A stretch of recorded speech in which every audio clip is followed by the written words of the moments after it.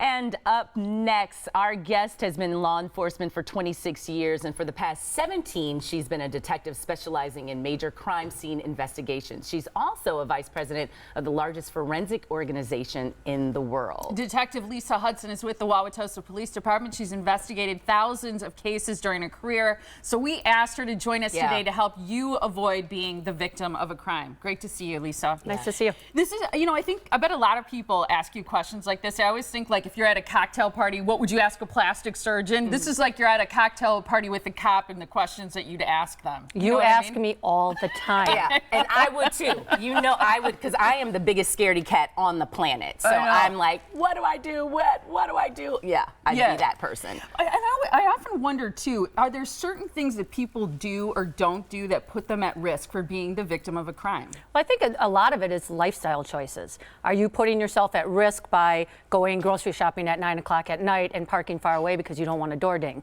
Are you just, going to the store and you pull out a wad of cash to pay for things? People outside are watching you, and those are the ones that they're going to choose. And you probably also have to be very aware of your surroundings all the time, I think. I think people who look like they're confident and aware are probably going to be less likely to be a victim, right? Absolutely. You have to have your head on a swivel. You have to be head on a swivel. I like that. I like that. Not like The Exorcist kind of swivel. Right. Yeah, but not crazy. Just kind of looking around all the time. Have your keys ready when you're walking out to the car. I always like to not, if it's at nighttime, I don't want to hit the door unlock until I get closer to the car, because now you're telegraphing where you're parked. You're walking by yourself. That's how I find my car. That's because you're out so long. Yeah, not too late. Yeah, where did I park? You can always ask security too if you're at the store to walk you or help with your groceries out to the car if you need to. Yeah. Good idea. Oh, that's a good idea. Speaking of car, though, I've implemented a new one, not to check my social media or text while I'm sitting in the car in the parking lot, because I feel like someone could come up behind me and kind of catch me off guard, but I'm in my phone. You and a lot of other people. It's really good if you get into your car and you automatically lock the doors, because a lot of cars, they don't lock until you put it into gear or you start the car.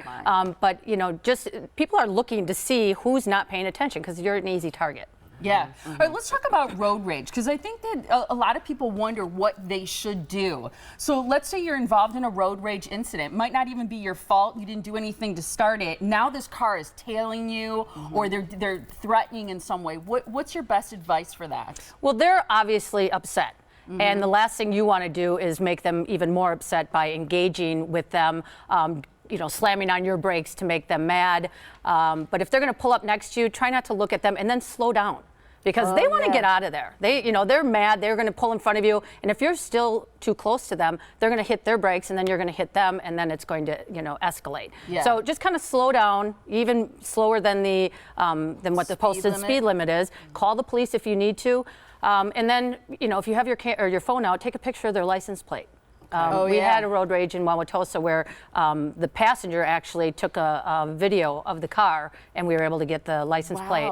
Yeah. Okay. But never engage with them. Never engage with them. Never engage. Because never pull over. Even if they hit you, if you pull over, don't get out of your car. Call the police right away, or pull over to a very busy parking lot and pull right up front to the doors where you're not supposed to park, just so that there's people around and that there's somebody that can help you. And we talked a little bit earlier about being aware. What if you're just at the red light sitting there and you happen to keep your doors unlocked or your windows are down and someone actually jumps in your car? I know that sounds far-fetched, but I've heard of situations where that happens. And then now you have this person in your car with you. And they tell you take off. Right. Go fast. A lot of times, though, if the carjacking aspect of it, they're going to come to the driver's side. They're going to pull you out. They're going to stick a gun in your face and get you out of the car.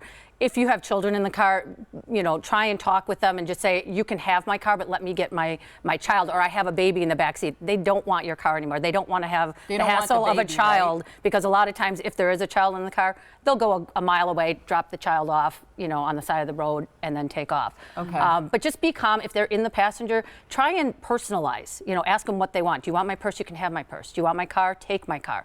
Tell them your name. Tell them that you're a mother of 3, because if they see you as a human being and not a target, your chances of survival are a lot higher. Should you drive away with them? Should you, if they order you to do that, should you? Or should you try to get out of the car if you can? I would try and get out. I mean, if you're at a stoplight, throw it in park. But you know, a lot of people are wearing their seatbelts, so it's just you have to start to stay calm. Think about what you would do in that situation before it happens. What am I going to do? That's why you always have your doors locked, and don't park or don't stop right behind the car in front of you at a stoplight. You need to give yourself some room so that you can maneuver. If you see somebody coming towards you. Or coming towards your car, you have that way of either getting into another lane and taking off or backing up, you know, just to give yourself some room. Some of it seems like common sense, I know, but I also wonder too, let's say somebody's approaching you. A man is walking towards you, you're alone, maybe it's night. You feel scared. What should you do? Well, you know, you can either engage with them, look at them, or if they're farther enough away, you could cross a street. If they cross the street, walk up a driveway as if it's your own home. Have your phone out, you know, just to let them know that, you know, you are going to call the police. You know, if they do engage you and they do attack you, you have to stay calm. You know your limitations. Don't, if you don't know martial arts, don't think that you're Bruce Lee, you know, and do the, you know, do the Karate Kid, wax on, wax off. That's a great point, though. I mean, it's funny, but it's true. It's like you think you can be that person, but you can't. If they're going to attack you, they've already have their plan. They have their exit strategy all worked out. So it's not something that you're going to be able to, especially a female against a male. And if they have a weapon, it's, you know, give them what they want. And now that it's getting warmer and a lot of people are walking by themselves and they're out, that's important to have something thought out in your head. Where would I go? What would I do? Is there a driveway? There's also another, I've heard people say that do something crazy, something that's out of the ordinary, either fake a medical emergency, a heart attack, or just start barking like a dog, and they'll look at you and go, this person is crazy, and they're either going to take off or they want nothing to do with you. That will be me. If anybody sees me, you're going to bark like a dog, Stephanie. I'm going to bark like a dog. I'm going to remember that. I think a lot of people are going to remember that. Or you could just use your honk. I could just laugh. Okay, there's so many scenarios that we didn't get to because we ran out of time. So do you want to come back sometime soon and go over the rest of them? Absolutely. Like 9:30 this morning, we could come back. Just for my benefit, because I'm scared. I'm scared of everything. Final thoughts, though, because this is really good to wrap it up, Lisa. You said keep life in perspective. Keep life in perspective. You know, don't elevate the material things over what matters in life. Your material things are replaceable. Your life is not. Awesome. Look at that. Let's end She's a on pro. that. I love it. Thank you so much, Lisa. We appreciate it. It was good information.